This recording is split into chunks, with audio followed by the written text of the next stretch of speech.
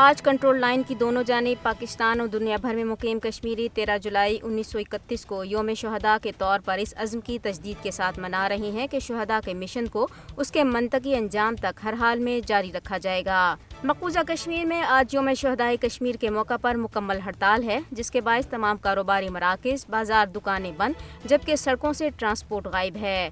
آج کی ہڑتال ہفتہ شہداء کا آخری پروگرام ہے، جس کی کال کل جماعتی حریت کانفرنس نے دی ہے اور تمام آزادی پسند تنظیموں نے اس کی حمایت کی ہے تاکہ 13 جولائی 1931 کو ڈوگرا حکمران کے فوجیوں کے ہاتھوں شہید ہونے والے 22 کشمیریوں کو خراج عقیدت پیش کیا جائے۔ کشمیری عوام آج سری نگر کے علاقے نقشبند صاحب میں مزار شہداء پر، جہاں یہ 22 شہداء دفن ہیں، جمع ہو کر فاتحہ خوانی کر رہے ہیں۔ یہ 22 شہداء ان ہزاروں افراد میں شامل تھے جو 13 جولائی 1931 کو عبدالقدیر نامی شخص کے خلاف عدالتی کارروائی دیکھنے کے لیے سینٹرل جیل سری نگر کے باہر جمع ہوئے تھے، جنہوں نے لوگوں کو ڈوگرا راج کے خلاف اٹھ کھڑے ہونے کے لیے کہا تھا۔ نماز ظہر کے وقت ایک نوجوان نے اذان شروع کی اور ڈوگرا فوجیوں نے اسے گولی مار کر شہید کر دیا۔ اس کی جگہ دوسرے نوجوان نے لے لی اور وہ بھی فوجیوں کے ہاتھوں شہید ہو گیا۔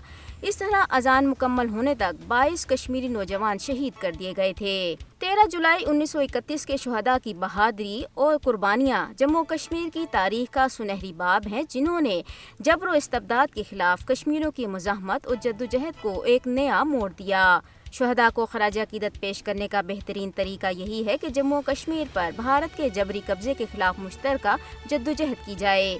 درستہ حریت رہنماؤں نے 13 جولائی 1931 اور دیگر شہداء کشمیر کو خراج عقیدت پیش کرتے ہوئے کہا ہے کہ کشمیری عوام اپنے شہداء کی قربانیوں کو ہرگز نہیں بھولیں گے اور آزادی کی صبح تک غیر قانونی بھارتی قبضے کے خلاف اپنی جدوجہد جاری رکھی جائے گی۔